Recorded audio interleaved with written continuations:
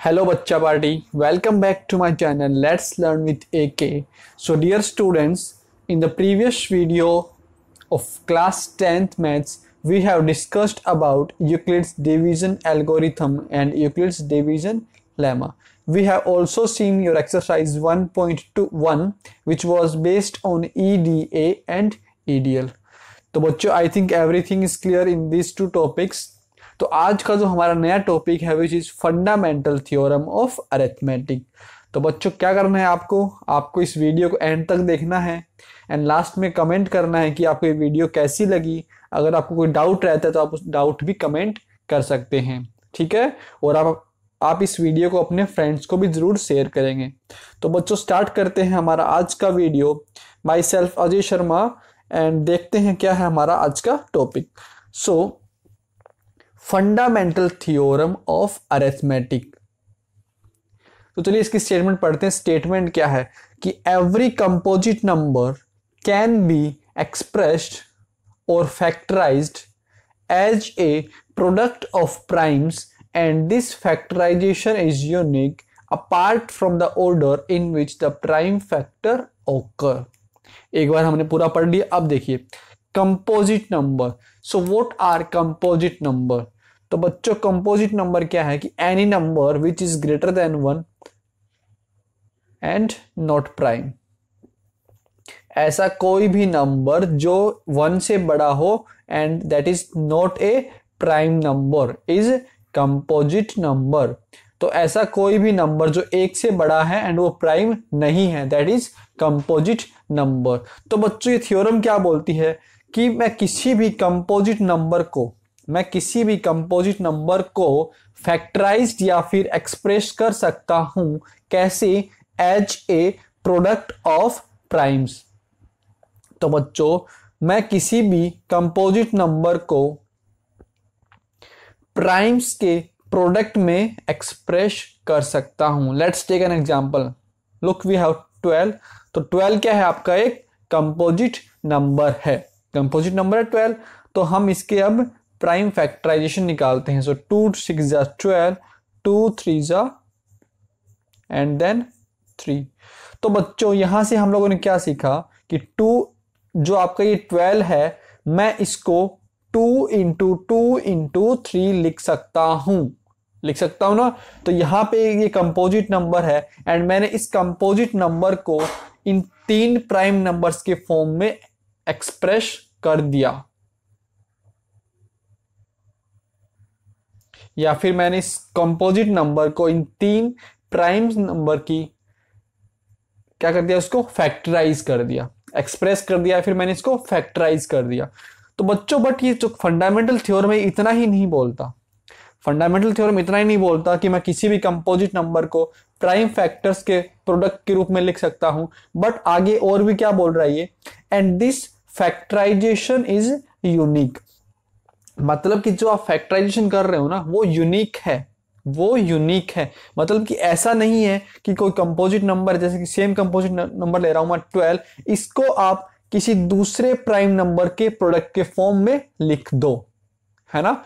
इसको आप किसी दूसरे प्राइम फैक्टर्स की फॉर्म में नहीं लिख सकते। तो बच्चों जो ये मेरा फैक्टराइजेशन है वो क्या है? यूनिक है।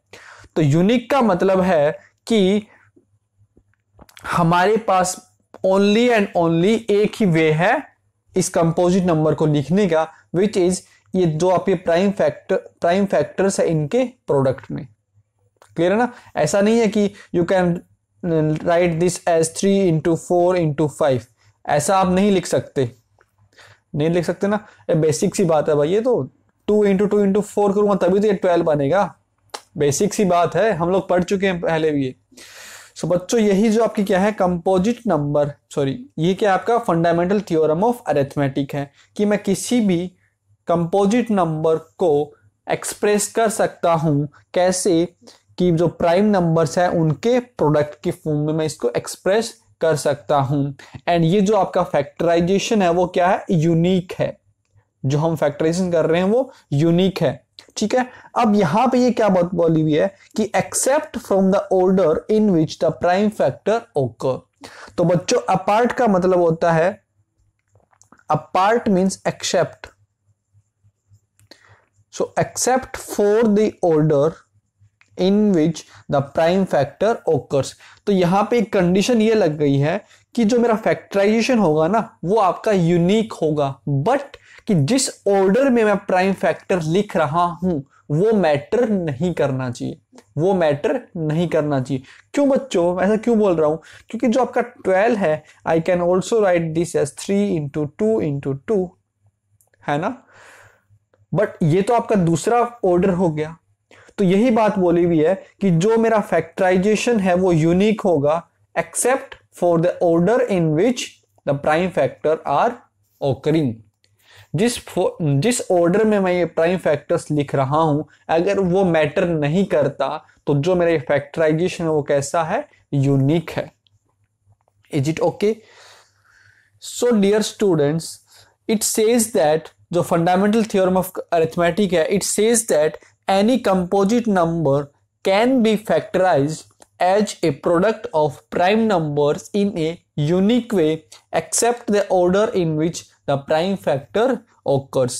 ठीक है, तो यूनिक का मतलब है कि जो मेरा कंपोजिट नंबर है ना, फॉर एनी कंपोजिट नंबर, जो यूनिक का मतलब मैं उसको समझा रहा हूं, for any composite number, for any composite number there is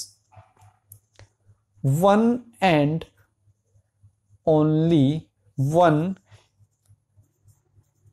way to write it as a product of primes।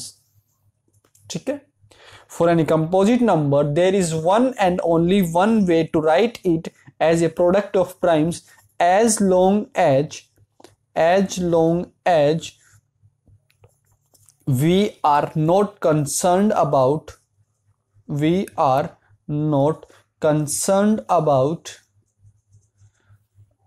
the order in which prime factors are written। I think it's clear now कि जो मेरे factorisation होंगे वो unique होंगे कब तक? जब तक क्या हो वो जिस ऑर्डर में मैं प्राइम फैक्टर्स लिख रहा हूं ना, दैट डजंट मैटर, वो आपका मैटर नहीं करता। सो आई एम जस्ट हटा रहा हूं इस चीज को। सो बच्चों, I think it's clear now कि फंडामेंटल थ्योरम क्या है कि मैं किसी भी कंपोजिट नंबर को लिख सकता हूं या फिर उसको फैक्टराइज कर सकता हूं as a product of primes as far as the order in which the prime factors occur is not mattering। ठीक है, चलिए एग्जांपल लेते हैं। let's suppose we have an example 210। तो बच्चों अगर मैं इसको क्या कर रहा हूं, मैं इसमें प्राइम फैक्टराइजेशन कर रहा हूं इसका। सो सबसे पहले हम लोग क्या करते हैं, 2 से इसको डिवाइड करते हैं। So this will be equal to 105। Then अब ये 2 से डिवाइड नहीं होगा तो I will move on to the next prime number which is 3। so 3 5 then 5 7 7 1। so dear students, जो हमारा 210 है इसको मैं 2 into 3 into 5 into 7 की फॉर्म में लिख सकता हूं, है ना। This is what? This is product of primes, this is product of primes. Clear है? अब देखो,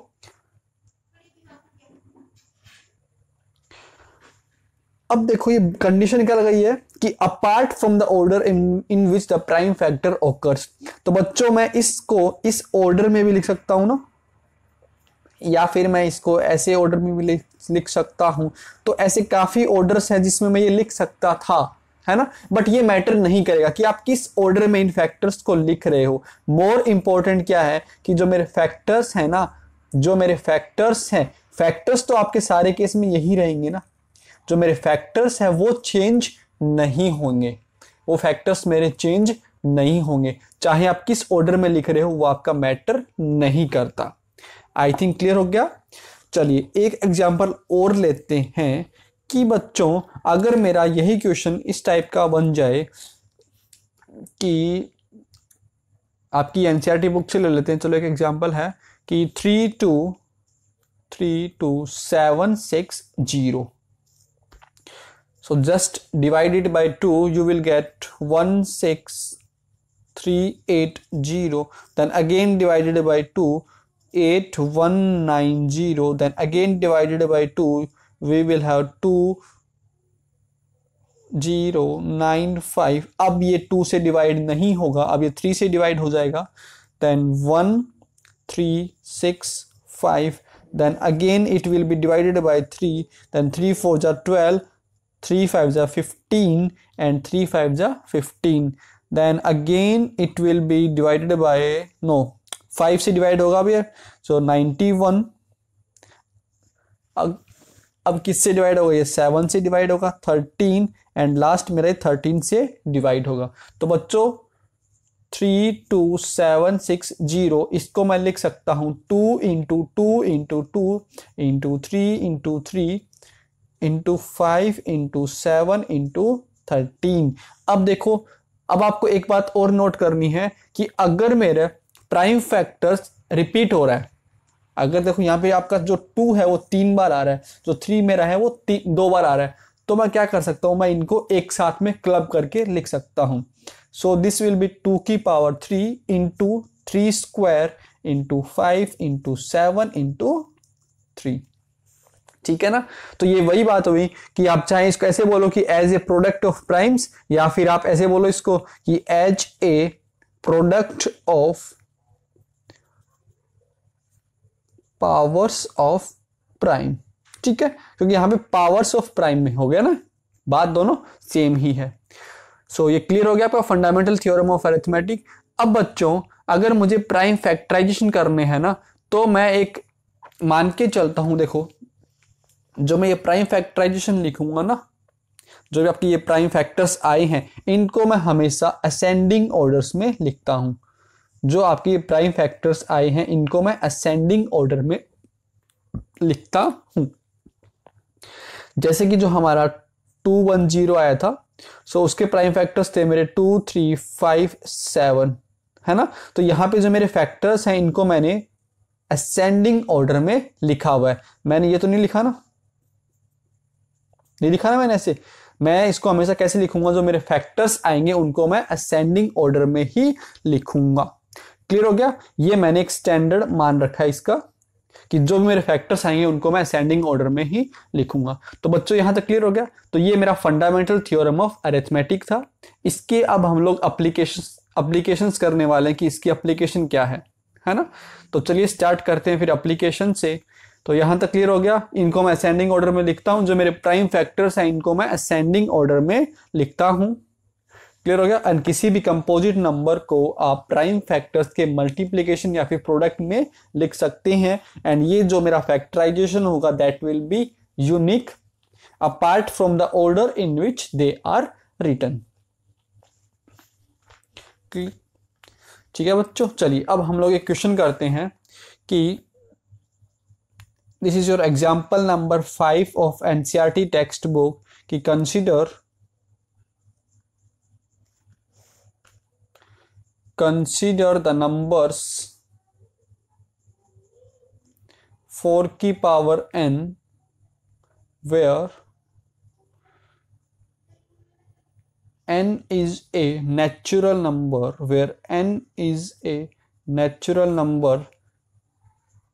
check whether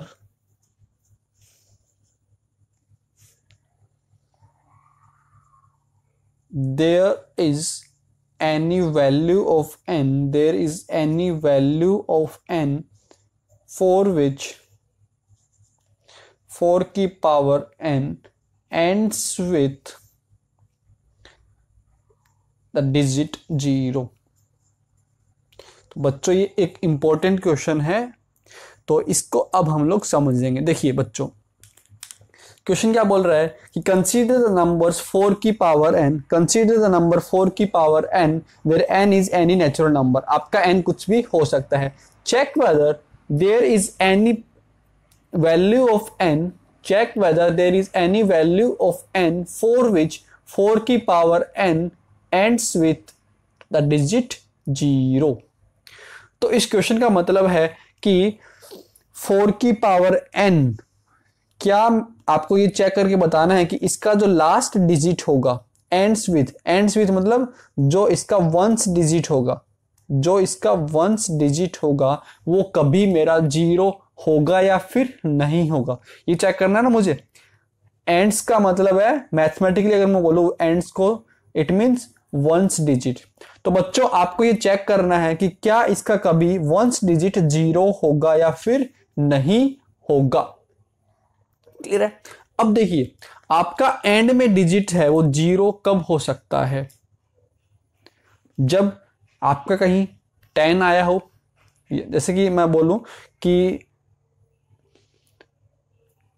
लेट सपोज 2 है मेरा, है ना, 2 है, ठीक है। अगर इस 2 को मैं 10 से मल्टीप्लाई करता हूं, अगर मैं इस 2 को 10 से मल्टीप्लाई करता हूं तो जो मेरा लास्ट डिजिट होगा वो कितना हो जाएगा, लास्ट डिजिट कितना हो जाएगा इसका 0 हो जाएगा ना। तो यही देखिए अगर मुझे लास्ट डिजिट 0 चाहिए तो मिनिमम क्या होना चाहिए, वो 10 से मल्टीप्लाई होना चाहिए। मैक्सिमम देखो अब 100 से मल्टीप्लाई करोगे तो मेरा लास्ट डिजिट 0 ही आएगा, 1000 से करोगे तो भी मेरा लास्ट डिजिट 0 ही आएगा। बट मिनिमम अगर मैं बात करूं तो जो क्या होना चाहिए, 10 से मल्टीप्लाई होना चाहिए। तो 10 से मल्टीप्लाई होने का मतलब है कि 2 इंटू 5 होना चाहिए। प्राइम फैक्टर्स क्या होना चाहिए उसका, 2 इंटू 5 होना चाहिए। तो बच्चों आपको ध्यान ये रखना है कि अगर मुझे वंस डिजिट 0 चाहिए, कि अगर मुझे वंस डिजिट 0 चाहिए तो मुझे उस नंबर का एटलीस्ट 1 फैक्टर 2 होना चाहिए एंड एटलीस्ट 1 फैक्टर 5 होना चाहिए, तभी वो नंबर का लास्ट डिजिट 0 हो सकता है। सो आई एम राइटिंग दैट कि 4 last digit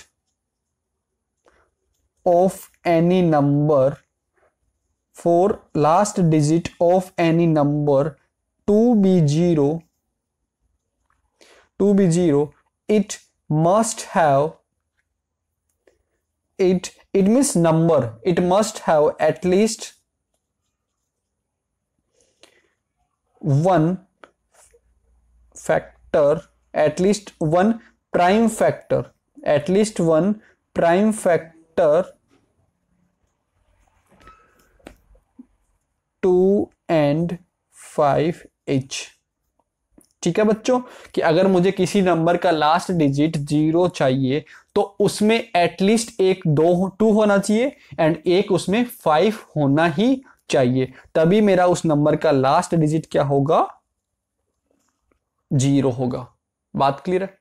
मैं एटलीस्ट बोल रहा हूं, एटमोस्ट नहीं बोल रहा। अगर उसमें क्या हो जाए, 2 बार तो आपका 2 हो जाए, 2 बार उसमें 5 हो जाए, तो अब मेरे 0 कितने बन जाएंगे, 2 0 बन जाएंगे, लास्ट के 2 डिजिट मेरे 0 बन जाएंगे। बट अगर मुझे लास्ट डिजिट 1 चाहिए, एटलीस्ट लास्ट डिजिट मुझे 0 चाहिए, तो आपका एटलीस्ट 2 होना चाहिए उसमें एंड एटलीस्ट एक 5 भी होना चाहिए। क्लियर है। तो ये चीज आप नोट कर लो, स्टार मार्क लगा के, कि for last digit of any number to be 0 it must have at least 1 prime factor 2 and 5 each. Clear है, उसमें एटलीस्ट 2 and 5 होना ही चाहिए। तो बच्चों अब इस जो हमारा क्वेश्चन है उसकी तरफ आते हैं। 4 की पावर n है, सो 4 इज व्हाट, 2 into 2 की power n, so this is equal to 2 square की power n which can be written as 2 की पावर 2n। तो बच्चों यहां जो मेरा 4 का जब मैंने फैक्टर्स किया तो मेरे पास क्या आया, 2 into 2 आया। तो यहां पे 2 तो है बट 5 नहीं है, यहां पे मेरा 5 नहीं है। तो इसका ये जो आपका नंबर बनेगा ना, वो कभी भी उसका लास्ट डिजिट 0 नहीं होगा, नहीं होगा ना। तो मैं रीजन क्या लिख दूंगा यहां पे कि 4 last digit of any number to be 0 it must have at least 1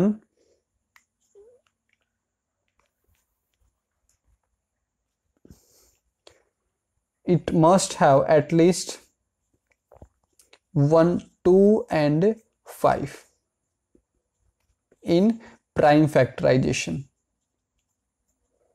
It must have at least 1 and 2 in prime factorization, but यहाँ पे 5 नहीं आया, so therefore ये जो नंबर है वो कभी भी 0 से एंड नहीं होगा।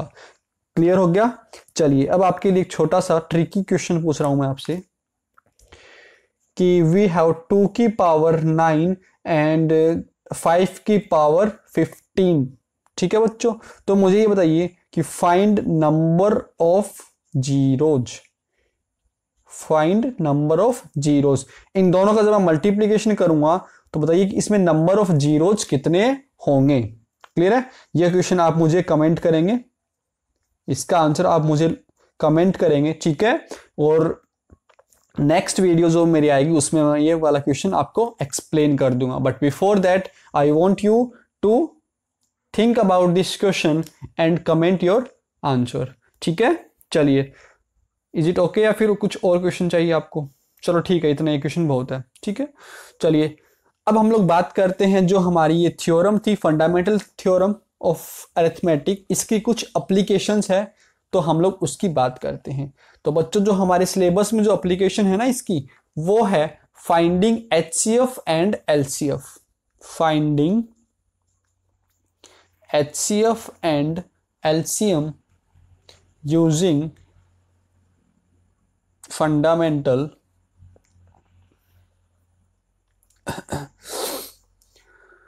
थ्योरम ऑफ अरिथमेटिक, कि मुझे FTA fundamental theorem of arithmetic की हेल्प से मुझे क्या फाइंड करना है? HCF एंड LCM फाइंड करना है। And this is also known as prime factorisation method. Prime factorisation method. Clear है बच्चों? अब देखिए, अगर मैं आपको थोड़ा सा क्लास 9th का रिवाइज कराऊं, so I think you have done there कि मुझे सपोज कर लो कि मुझे 5 एंड 12 का मुझे अगर HCF फाइंड करना है, मुझे अगर 3 एंड 12 का HCF फाइंड करना है तो मैं कैसे फाइंड करूंगा? तो देखिए क्या करते हो आप, इसके प्राइम फैक्टराइजेशन करते हो ना इसका, तो आप 2 से डिवाइड करोगे पहले, तो ये तो आपका 3 रह जाएगा। नहीं, क्या आपका ये 3 से, क्या आपका ये 2 से दोनों नंबर डिवाइड हो रहे? नहीं हो रहा। तो फिर मैं क्या करूंगा, इसको 3 से डिवाइड करूंगा। सो 3 1 4। ठीक है, तो जो मेरा HCF आता है वो कितना आ गया? इसका HCF 3 आ गया। So this is the way you find the HCF। अब LCM कैसे फाइंड करते थे आप लोग क्लास 9th में, कि आप इसको 2 से करोगे तो यहाँ पे तो 3 रह जाएगा, यहाँ पे 6 रह जाएगा, फिर आप फर्दर इसको 3 से करोगे तो यहाँ पे 3 रह जाएगा, फिर आप इसको 3 से करोगे। सो 2 2 जा 4 एंड 4 3 जा 12। तो जो मेरा LCM है वो 12 आ गया एंड जो मेरा HCF है वो आपका 2 आ गया। ठीक है, so we have done this in the class 9th और I can say may be 8th class. ठीक है, बट हमें यहाँ पे किसका हेल्प कर लेना है? Using fundamental theorem of arithmetic मुझे इसको सोल्व करना है। तो बच्चों कैसे करेंगे हम लोग? चलो देखते हैं, एक क्वेश्चन से हम लोग इसको समझते हैं। Let's suppose we have a question, example number 6 of your NCERT book, कि find LCM and HCF of 6 and 20 by prime factorization method। तो आप लोग स्टेप वाइज इसको देखते जाओ। तो पहले हम लोग 6 के प्राइम फैक्टर्स फाइंड करेंगे। सो 2 से डिवाइड करेंगे इसको, सो दिस विल बी 3, फिर आपका 3 से करेंगे। अब हम लोग 20 को प्राइम फैक्टराइज करेंगे। सो 2 से करेंगे पहले, फिर 10 आ गया यहाँ पे, फिर 2 5 5 एंड 1। ठीक है यहां तक। अब बच्चों हम लोग लिख देंगे 6 के प्राइम फैक्टर्स क्या है आपके 2 into 3 एंड 20 को मैं लिख सकता हूं as the product of prime factors of 2 into 2 into 5 which can be written as 2 square into 5। ये देखो वही बात होगी, हम लोग किसका यूज कर रहे हैं? फंडामेंटल थ्योरम ऑफ अरिथमेटिक का, कि कोई भी आपका कंपोजिट नंबर है which can be written as the product of prime numbers. So मैंने 6 को लिखा 2 into 3, यहां से मैंने 20 को लिख दिया। अब बच्चों जो हमें क्लास 10th में HCF पढ़ना है, कि HCF हम लोग कैसे निकालेंगे किन्हीं दो नंबर्स के बीच में, वो है हमारा HCF का कि आपको याद क्या करना है कि product of the smallest power, product of the smallest power of each common prime factor in the numbers, कि product of smallest power of each common prime factor in the numbers. तो बच्चों अगर मैं HCF की बात करूं, HCF of 6 and 20, तो ये क्या बनेगा, देखिए बच्चों कि जो मेरा कॉमन प्राइम क्या है यहां पे, हमारा कॉमन प्राइम क्या है यहां पे 2 हमारा कॉमन प्राइम है। तो इनमें जो मेरा लोवेस्ट या फिर जो मेरा स्मॉलेस्ट पावर क्या है 1, इसका स्मॉलेस्ट पावर कितना है 1, तो मैं इसको यहां पे लिखूंगा। So your answer will be 2 की पावर 1 विच विल बी 2।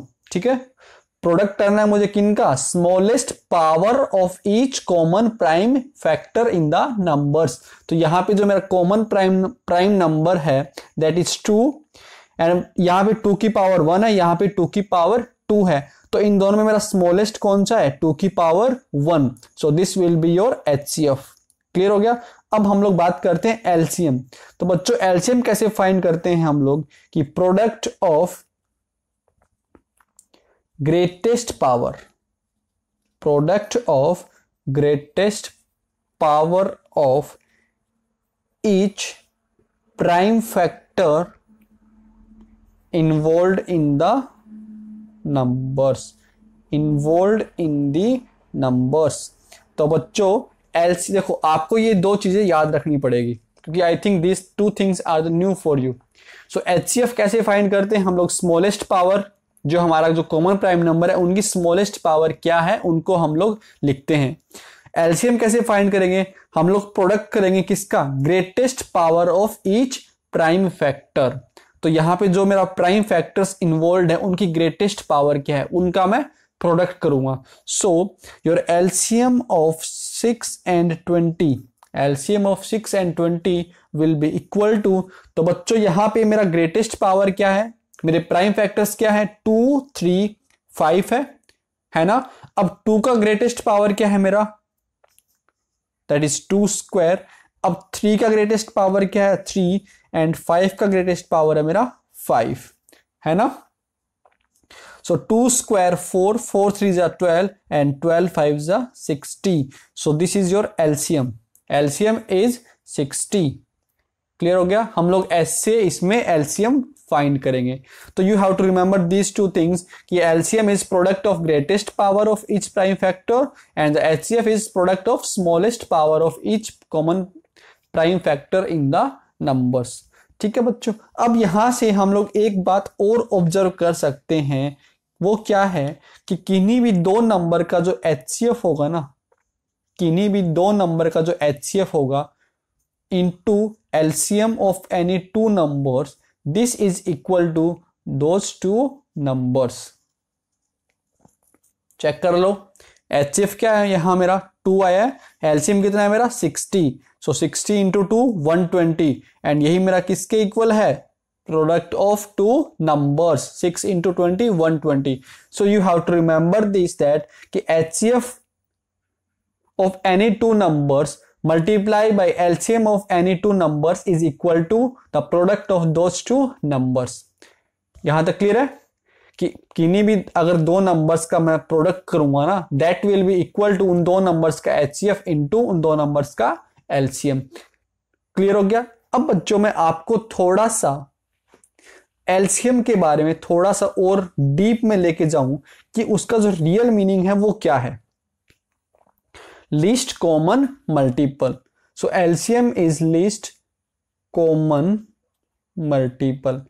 तो बच्चों ये इसका मतलब क्या है, इसका फीलिंग कैसे आएगा, देखिए मैं 6 के क्या फाइंड करूंगा, मल्टीपल फाइंड करूंगा। है ना, क्योंकि यहाँ पे किसका इन्वॉल्वमेंट है, मल्टीपल का। तो बच्चों मैं 6 के मल्टीपल फाइंड करता हूं। सो मल्टीपल कैसे फाइंड करते हैं, मैंने एक नया वीडियो बनाया है पोस्टमार्टम सीरीज में, आप वहां जाके इसको देख सकते हैं। मैंने वहां डिस्कस किया है कि फैक्टर्स क्या होते हैं, आपके मल्टीपल्स क्या होते हैं, आपके कितने प्राइम फैक्टर्स होंगे, कितने आपके टोटल फैक्टर्स होंगे, तो ये सब मैंने उसमें डिस्कस किया बहुत अच्छे से। सो आप 6 के मल्टीपल कैसे फाइंड करेंगे, 6, 12, 18, 24, 30, 36, 42, 48, 54, 60, देन 66, ऐसे चल बनते जाएंगे और मेरे 120 आ जाएंगे, फिर ये चलते ही जाएंगे। तो बच्चों मल्टीपल्स आपके इनफाइनाइट मल्टीपल्स पॉसिबल हैं, है ना। तो अगर सिंपल सी लैंग्वेज बोलूं मल्टीपल क्या होता है, so multiple is what, table. Multiple क्या आपका टेबल है ना, 6 का टेबल, 6 1 जा 6, 6 2 जा 12, 6 3 जा 18। सो मल्टीपल आपका एक बेसिकली टेबल है, टेबल ऑफ 6। तो ये मैंने 6 का टेबल लिख दिया। अब मैं टेबल लिखूंगा 20 का। So 20, then we will have 40, 60, 80, 100, 120 and ये सब। तो बच्चों अगर मैं यहां पे बात करूं, देखो सबसे पहले मैंने क्या किया, मैंने उन दोनों नंबर्स का मल्टीपल्स फाइंड कर लिया, मल्टीपल्स फाइंड कर लिया। अब मैं एक नंबर और इसमें जोड़ रहा हूं, दैट इज कॉमन मल्टीपल। तो इन दोनों में कॉमन क्या है आपका, 60 है, 60 कॉमन है मेरा, फिर 120 कॉमन है, 120 कॉमन है, फिर मेरा आगे कॉमन आ जाएगा 180 कॉमन आ जाएगा दोनों में, फिर आगे आपका ये 240 कॉमन आ जाएगा दोनों में, है ना, ठीक है। बट मुझे वो कॉमन मल्टीपल कौन सा चाहिए, लीस्ट वाला कॉमन मल्टीपल चाहिए, मुझे वो लीस्ट वाला कॉमन मल्टीपल चाहिए। तो यहां पे लीस्ट कॉमन मल्टीपल क्या होगा मेरा, 60 होगा, है ना। तो इन दोनों में जो मेरा कॉमन मल्टीपल है उसमें लीस्ट कौन सा है आपका, 60 है। सो 60 is the LCM of 6 and 20। अब बच्चों अगर मैं आपसे एक बात और शेयर करना चाहता हूं कि जो आपका एलसीएम होगा ना, जो आपका एलसीएम है, इस एलसीएम को ये दोनों नंबर्स क्या करेंगे, डिवाइड करेंगे। देखो एग्जैक्टली डिवाइड करेंगे, चेक कर लो, 60/6 डिवाइड कर रहा है एग्जैक्टली, एंड 60/20 एग्जैक्ट ये भी डिवाइड कर रहा है। समझ आया कि जो भी मेरा एलसीएम होगा ना, this LCM will be divided by both the numbers, ठीक है ना, LCM will be divided by both the numbers, ठीक है। अब हम लोग थोड़ा सा एचसीएफ का भी बात कर लेते हैं। सो एचसीएफ इज व्हाट, देखो बच्चों ये बातें आप लोगों ने क्लास 9th या 8th में पढ़ रखी है। So HCF is highest common, HCF is highest common factor. तो बच्चों अगर मैं हाईएस्ट कॉमन फैक्टर की बात करूं ना, जैसे कि हमारा यहां पे 6 एंड 20 का एचसीएफ क्या आया है, 2 आया है। 6 एंड 20 का एचसीएफ क्या है आपका, 2 आया है। So look here dear students कि इस बार जो एचसीएफ केस में क्या होता है कि जो मेरा एचसीएफ होगा ना, HCF will divide 2 numbers, HCF divides the 2 numbers. तो छोटी सी बात है कि जो मेरा एचसीएफ होगा वो दोनों नंबर को डिवाइड करेगा, एंड जो मेरा एलसीएम होगा वो क्या करता है, LCM is divided by 2 numbers, LCM is divided by 2 numbers. तो छोटी सी बात है एचसीएफ एंड एलसीएम, दोनों में डिफरेंस समझ आ गया, फीलिंग आई आपको कि एचसीएफ जो ऐसा नंबर है जिसको ये दोनों क्या करेगा, वो इन दोनों नंबर्स को एग्जैक्टली डिवाइड करेगा, एंड एलसीएम ऐसा नंबर है, एलसीएम को जो दोनों आपके नंबर्स है ना वो डिवाइड करेंगे, एचसीएफ डिवाइड करेगा बट एलसीएम को डिवाइड करेंगे, ठीक है ना, लैंग्वेज का खेल है सब। तो ये हमारा क्वेश्चन हो गया। चलिए let's take one more example कि क्वेश्चन है हमारा question number 7, HCF divides and LCM is divided. ये ध्यान रखना है आपको, एचसीएफ डिवाइड करते दोनों नंबर को और LCM is divided by the 2 numbers. So our next example is find HCF of 96 and 404 by prime factorization method, ठीक है। Hence find LCM, क्लियर है। तो जरा देखते हैं इसको कैसे करना है। तो सबसे पहले हमें इन दोनों नंबर्स का HCF फाइंड करना है। सो टू फाइंड HCF हमें इसका प्राइम फैक्टराइजेशन करना पड़ेगा। सो 2 से डिवाइड हो रहा है ये 48, फिर से आपको ये 2 से डिवाइड हो रहा है 24, फिर से 2 से डिवाइड हो रहा है 12, फिर से 2 से डिवाइड हो रहा है, फिर से 2 से डिवाइड हो रहा है, देन 3 से आपका ये डिवाइड हो रहा है। ऐसे 404 के प्राइम फैक्टराइजेशन करो। सो 2 202, फिर से 2 101। तो बच्चों अब 101 आपका एक प्राइम नंबर है, तो ये फर्दर आपका आगे डिवाइड नहीं होगा। तो जो मेरा 96 है उसके क्या फैक्टर्स आए, देखो पावर देखो 1 2 3 4 5। सो 2 की power 5 into 3 and 404 is 2 square into 101। अब हम लोग बच्चों HCF कैसे फाइंड करते हैं, हम लोग कि जो मेरे कॉमन फैक्टर्स हैं, तो यहाँ पे कॉमन फैक्टर्स क्या हैं आपके, कॉमन प्राइम फैक्टर कौन से है, मेरा 2 मेरा कॉमन प्राइम फैक्टर है, उसकी मैं लीस्ट पावर वाला नंबर लिखता हूं, उसका मैं लीस्ट पावर वाला। सो लीस्ट पावर कौन सा है, 2 की power 2। So your HCF is 4। Now I have to find the LCM।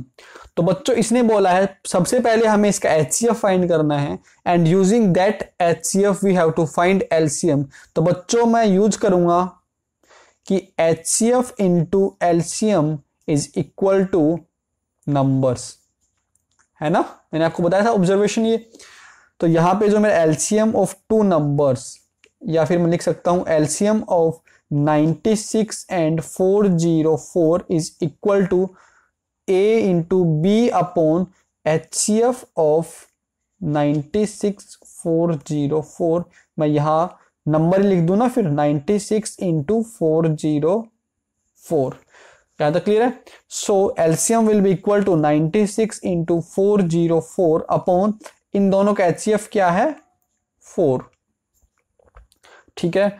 Now इसको डिवाइड कर दो आप। सो 101, now multiply 101 with this, you will get 9696। तो ये मेरा क्या है, इसका LCM हो गया। क्लियर हो गया बच्चों। So this was your question number 7। चलिए लास्ट एग्जांपल जो है हमारा NCERT का, वो हम लोग डिस्कस करते हैं। फिर जो हमारी नेक्स्ट वीडियो आएगी उसमें हम लोग एक्सरसाइज 1.2 को कंप्लीट डिस्कस करेंगे। अब बच्चों जो हमारी प्राइम फैक्टराइजेशन का जो मेथड है ना, ये 2 से ज्यादा नंबर किसी के लिए भी आपका ये अप्लाई हो सकता है। This PFM is valid for 2 numbers और 3 नंबर्स और 4 नंबर्स और 5 नंबर्स एंड सो ऑन। तो मेरे पास अब 3 नंबर्स है, मुझे इनका HCF फाइंड करना है और LCM फाइंड करना है। So first of all I will find the prime factors. So 2 के प्राइम फैक्टर्स होंगे मेरे 2 एंड 3। अब मैं प्राइम फैक्टर्स निकालूंगा 72 के, which will be 36 to 18। You can skip this 9 3 3 3 1, ठीक है। तो ये हमारे 72 के प्राइम फैक्टर्स हो गए।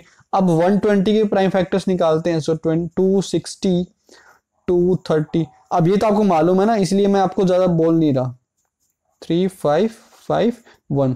अब बच्चों जो मेरे 6 के जो फैक्टर्स आए हैं दैट इज 2 3 एंड 72 के जो आए हैं that are 2 into 2 into 2 into 3 into 3, which can be written as 2 की power 3 into 3 square.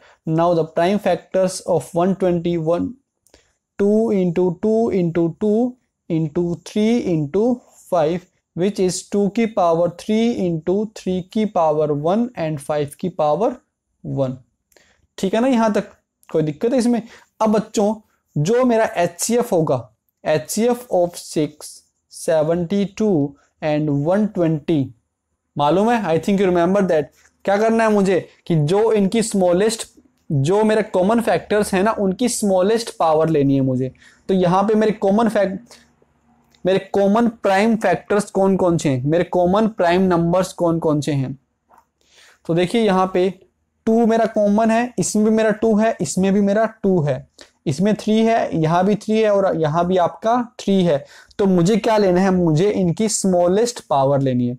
तो बच्चों 2 की स्मॉलेस्ट पावर क्या है आपके पास 1 एंड 3 का स्मॉलेस्ट पावर क्या है मेरे पास 1।